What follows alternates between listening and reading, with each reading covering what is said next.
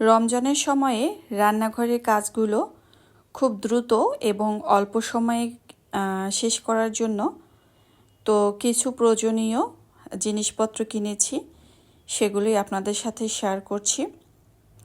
তো এখানে আমি ভীষণ থেকে নিয়েছি। তো আসলে তেমন বলার কিছুই নেই, প্যাকেট করা অবস্থায় একটু আপনাদের সাথে শেয়ার করছি, আনবক্সিং করব এই সময়টা। তো এখানে রাইস কুকার, আর সেই সাথে রয়েছে ইনফ্রারেড, আর এখানে রয়েছে ইলেকট্রিক কেটলি। তো যাই হোক, যেহেতু প্যাকেট করা অবস্থায় ছিল, আর আপনাদের সামনে একটু আনবক্সিং করে নিচ্ছি। তো এই তো ভিডিওটা করার সময় আমাকে হেল্প করেছিল আমার ভাই। তো একটা একটা করে দেখাচ্ছে। জানি এগুলো আসলে নতুন কিছুই না, এগুলো সবার রান্নাঘরেই আছে, আমারও ছিল। বাট জিনিস যদি ব্যবহার করা হয় সেক্ষেত্রে দেখা যায় জিনিসগুলো খুব তাড়াতাড়ি নষ্ট হয়ে যায়, আর ব্যবহার না করে যদি সাজিয়ে রাখা হয় সেই জিনিস কিন্তু অনেক বছরই কেটে যায়। তো রাইস কুকার তো আসলে নতুন রান্না করছি না, এটা পুরনো দিনের অভিজ্ঞতা। তারপরও যেহেতু কিনেছি রান্নাঘরের জন্য, এই জন্য আপনাদের সাথে শেয়ার করা। আর বিশেষ করে একটা একটা ব্যবহার করতে করতে দেখা যায় একটা সময়, যেহেতু ইলেকট্রিক জিনিস, এগুলোর তো কোনো নিশ্চয়তা নেই, যে কোনো সময় নষ্ট হয়ে যেতেই পারে, স্বাভাবিক। আর যেহেতু এগুলো লাগবে, তো রমজানও চলে আসছে, তো ভাবলাম যে রান্নাঘরে তো আর সারাদিন থাকা যায় না।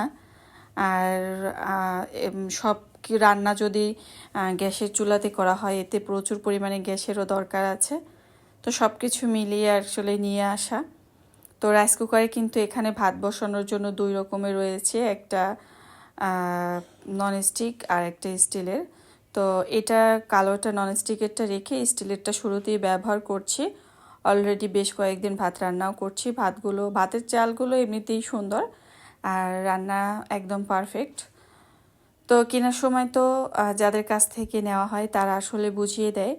তো আমি বলেছি আসলে হালকা একটু টাচ দেন যেন আমি সহজে বুঝতে পারি, আর যেহেতু এগুলো তো সবাই কম বেশি ব্যবহার করে, এই জন্য।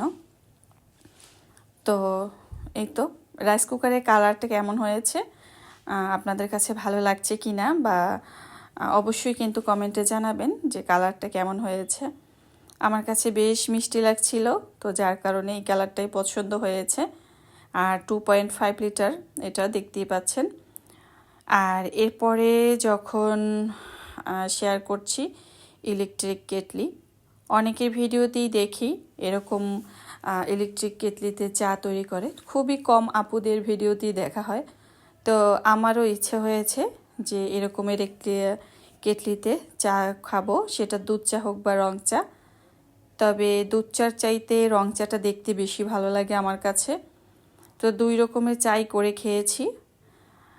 আর এটার কিছু একটু নিয়ম আছে, যে একটা নির্দিষ্ট নাম্বার আছে, তার নিচে পানি রাখা যাবে না, আর উপরে যে নাম্বারটা তার উপরে দেওয়া যাবে না। তো অনেক পরিমাণে আসলে পানি এটাতে ধরে, আপনি হয়তো দেখলে অনুমানে বুঝতে পারবেন না। তো যাই হোক, যেহেতু এটা শখের একটা জিনিস ছিল, মনে মনে ভেবেছি যে এভাবে চা করে যে উপর থেকে দেখতে ভীষণ ভালো লাগে। তো এটাও তো যেহেতু ইলেকট্রিক, সেক্ষেত্রে গ্যাসের কোনো প্রয়োজন নেই। তো দেখা যায় অনেক সময় কারেন্টের যদি কোনো সমস্যা থাকে, তো সেক্ষেত্রে পানি গরম করা বা চা খাওয়া, বা আমরা অনেকেই হয়তো মশলাটি খাই, বা যে যেরকমেরই খাই না কেন, সেক্ষেত্রে অনেক গ্যাস আসলে নষ্ট হয়। তো গ্যাসের সাশ্রয়ের জন্য আপনারা চাইলে খুবই অল্প বাজেটের ভিতরে এরকম একটা ইলেকট্রিক কেটলি নিতেই পারেন। এরপরে শেয়ার করছি, এখানে রয়েছে ইনফ্রারেড। তো এর আগেও কিন্তু আমি ব্যবহার করেছিলাম সেই ইনফ্রারেড, প্রায় আমার 8 থেকে 9 বছর এরকম ব্যবহার করেছি।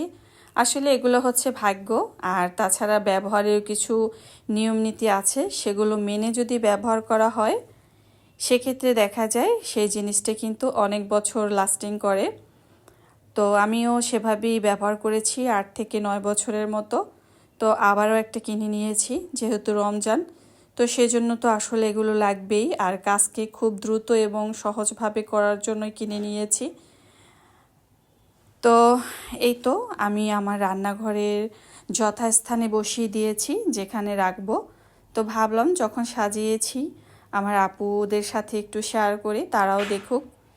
তো এক কোণাতে তো ব্লেন্ডার রেখেছি, ওটা ওখানেই থাকে সব সময়। এরপরে কিন্তু রাইস কুকার আর ইনফ্রারেড বসিয়ে দিয়েছি। এপাশে রয়েছে ওভেন আর পাশে রয়েছে ইলেকট্রিক কেটলি। আর এখানে আমি কিছু কাচের জার কিনেছি। তো সামনে যে কাচের জার দেখতে পাচ্ছেন বাদাম আর দুধ রাখা, এর এক একটা জার হচ্ছে 585 টাকা করে। রমজানে অল্প সময়ে রান্নাঘরে কাজগুলো দ্রুত করার জন্য যে আমি জিনিসপত্রগুলো কিনেছি ইলেকট্রিক, কেমন হয়েছে অবশ্যই জানাবেন কিন্তু।